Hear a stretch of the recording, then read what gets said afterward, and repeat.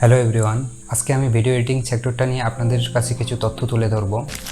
আসলে বর্তমানে এত স্কিলের মধ্যে আপনি কেন ভিডিও এডিটিং সেক্টরটাতে আসবেন বা আপনি কেন ভিডিও এডিটিং সেক্টরটা আপনার ক্যারিয়ার হিসেবে বেছে নেবেন, এমনকি আমি নিজেই কেন এই সেক্টরটা বেছে নিলাম। যারা নতুন করে ভিডিও এডিটিং শিখতে যাচ্ছেন বা এই সেক্টরটাতে আসতে যাচ্ছেন, আশা করি তাদের জন্য ভিডিওটা খুব হেল্পফুল হবে। এই ভিডিওতে আমি কিছু গুরুত্বপূর্ণ তথ্য তুলে ধরার চেষ্টা করব যা আপনার এই সেক্টরে আসা নিয়ে বিভিন্ন দ্বিধাদ্বন্দ্ব দূর করবে। এরপর সিদ্ধান্ত আপনার, আসলে আপনি এই ভিডিও এডিটিং সেক্টরটাতে আসবেন কি আসবেন না। আশা করি ভিডিওটি দেখার পর আপনার সিদ্ধান্ত নেওয়াটা অনেক সহজ হয়ে যাবে। আমি রকি, আপনারা দেখছেন প্রমোশন বাই রকি। আমি একজন প্রফেশনাল ভিডিও এডিটর। আমি একটি কোম্পানিতে ফুল টাইম ভিডিও এডিটর হিসেবে আছি এবং সাথে একটা প্রতিষ্ঠানে ভিডিও এডিটর হিসেবে রিমোট জব করতেছি। বর্তমানে আইটি সেক্টরে এত স্কিল থাকতে আপনি কেন ভিডিও এডিটিং সেক্টরটা বেছে নেবেন? বর্তমানে আইটি সেক্টরে বেশ কিছু স্কিল আছে, যেমন web development, digital marketing, graphic design, motion graphic, UX UI design, তার মধ্যে ভিডিও এডিটিং একটি। এখন কথা হলো, আপনি কেন ভিডিও এডিটিং সেক্টরটাই বেছে নেবেন?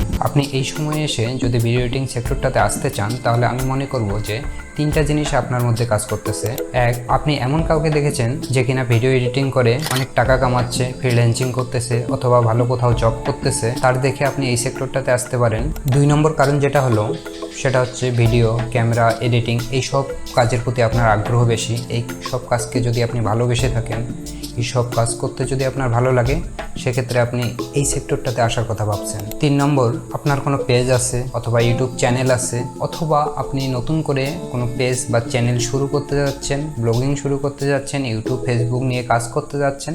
সেক্ষেত্রে নিজের ভিডিও নিজেই এডিট করার জন্য আপনি এই সেক্টরটাতে আসার কথা ভাবছেন। আপনি ঠিক কী কারণে ভিডিও এডিটিং শেখার কথা ভাবছেন সেটা অবশ্যই কমেন্ট বক্সে জানিয়ে দিবেন। বর্তমানে ভিডিও এডিটিং সেক্টরটা এতটাই কম্পিটিটিভ হয়ে গেছে যে আসলে ভিডিও এডিটিং শুধুমাত্র ভিডিও এডিটিংয়ের মধ্যে সীমাবদ্ধ নয়। এখানে motion graphics, VFX, typography, AI সব কিছু নিয়ে এই সেক্টরটা অনেক কম্পিটিটিভ হয়ে গেছে। কারণ ভিডিও এডিটিং একটি হার্ড স্কিল এবং একটা ক্রিয়েটিভ সেক্টর। তাই যদি আপনি ক্রিয়েটিভ না হন, তাহলে আসলে এই সেক্টরটাতে আসে আপনি ভালো কিছু করতে পারবেন না। আপনি যদি ক্রিয়েটিভ না হন, এমনকি আপনার ক্রিয়েটিভিটি দিয়ে কাজ না করতে পারেন, আমি বলবো এই সেক্টরে আপনি টিকতে পারবেন না। আর বর্তমানে কোনো রকম বা মোটামুটি এডিটিং করে আসলে কোনো ভ্যালু পাবেন না। আপনি যদি প্রো লেভেলের কাজ করতে না পারেন বা এক্সপার্ট না হতে পারেন, তাহলে আসলে এই সেক্টরে আসে কোনো লাভ নেই। এখন কথা হলো, কাউকে এক্সপার্ট হতে গেলে তাকে প্রথমত বিগিনার, তারপর মিডিয়াম লেভেল পার করে তারপর এক্সপার্ট হতে হবে। এখন এর জন্য যদি আপনাকে 2-1 বছর সময় লাগে, তারপরও আপনাকে ধৈর্য ধরে এই সময়টুকু দিতে হবে। যদি পারেন, তাহলে আমি বলবো এই সেক্টরে চলে আসেন। আর এই কাজে আপনি যত ইফোর্ট দিবেন, যত প্র্যাকটিস করবেন, তত আপনার অভিজ্ঞতা বাড়বে। আর হ্যাঁ, ভিডিও এডিটিং বর্তমানে এআইকে ছাড়িয়ে গেছে। প্রতিযোগিতায় টিকে থাকার জন্য আপনাকে বিভিন্ন এআই টুলস সম্পর্কে ধারণা রাখতে হবে, বিভিন্ন এআই টুলসের ব্যবহার জানতে হবে, ট্রেন্ডিং বিষয় মাথায় রেখে আপনাকে কাজ করতে হবে। ক্লায়েন্টের ডিমান্ড পূরণ করতে গেলে আপনাকে দেখা যাচ্ছে যে বিভিন্ন সময় এআই টুলসের হেল্প নিতে হতে পারে। আর বর্তমান সময়ে এসে আপনি যদি এআই এর ব্যবহার না জানেন বা এআইকে ব্যবহার করে যদি আপনি কাজ না করতে পারেন, তাহলে আসলে আপনি অনেকটাই পিছিয়ে থাকবেন। দেখেন, আপনি এখন যে ভিডিওটি দেখছেন, এটিও কিন্তু একটি এডিট করা ভিডিও।